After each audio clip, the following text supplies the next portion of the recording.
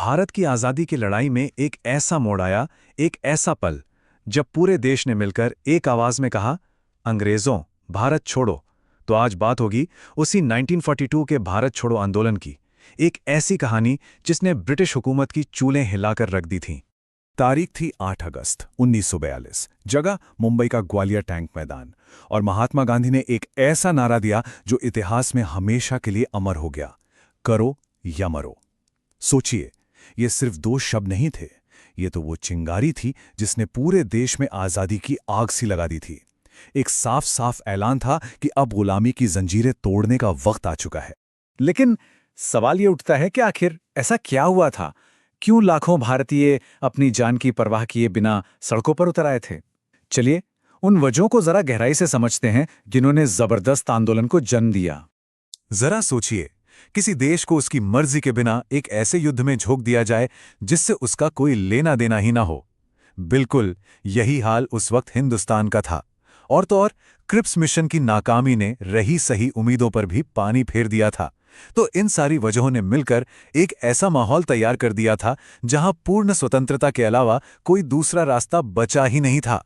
और पता है, ये आंदोलन इतना खास क्यों था? क्योंकि ये किसी एक नेता या किसी एक पार्टी का नहीं था। नहीं, ये पूरे देश का आंदोलन था। एक सच्चा जन आंदोलन जिसमें हर हिंदुस्तानी शामिल था। इस आंदोलन का मकसद एकदम साफ था, क्रिस्टल क्लियर। अंग्रेजों को फौरन भारत से बाहर निकालना, बस। कोई समझौता नहीं, कोई आधा अधूरा वादा भी नहीं, सिर्फ और सिर्फ पूरी आजादी। ये एक सीधी और बहुत ही स्पष्ट मांग थी। और इस आंदोलन की असली ताकत कौन थे? भारत के आम लोग। जी हां, खेतों में काम करने वाले किसान, मिलों में पसीना बहाते मजदूर, कॉलेजों के स्टूडेंट्स और घर की दहलीज लांघकर सड़कों पर उतरी महिलाएं, हर किसी ने इस लड़ाई को अपनी लड़ाई बना लिया था। और इस एकजुटता ने ब्रिटिश साम्राज्य को जड़ से हिलाकर रख दिया था। देखिए, गांधी जी ने तो हमेशा अहिंसा का ही रास्ता दिखाया था, लेकिन जब लोगों का गुस्सा सब्र का बांध तोड़कर बाहर आया ना, तो कई जगहों पर हिंसक घटनाएं भी हुईं।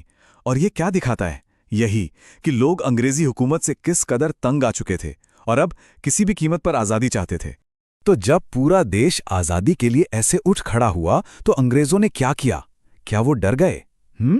चलिए देखते हैं कि उनका रिएक्शन कैसा था।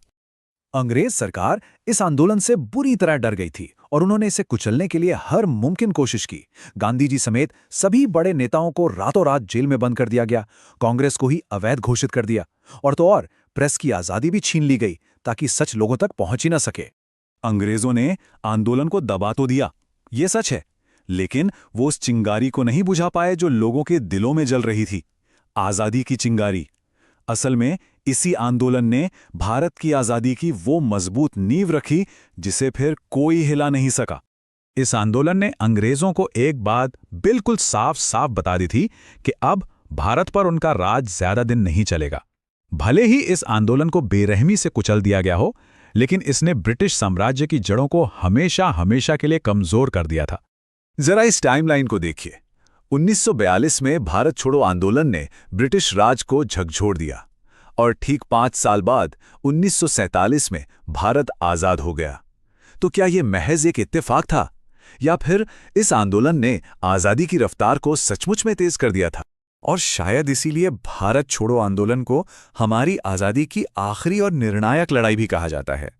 ये वो लड़ाई थी जिसने हमें आजादी के दरवाजे पर लाकर खड़ा कर दिया था। तो आखिर में एक सवाल जिस पर सोचना बनता है, अगर अंग्रेजों ने इस आंदोलन को फौरन ही कुचल दिया था, तो फिर ये हमारी आजादी की सबसे निर्णायक लड़ाई कैसे बन गया? शायद इसका जवाब इस बात में छुपा है कि कभी-कभी हार में ही जीत की नींव रखी जाती है। इस पर सोचिएगा जरूर।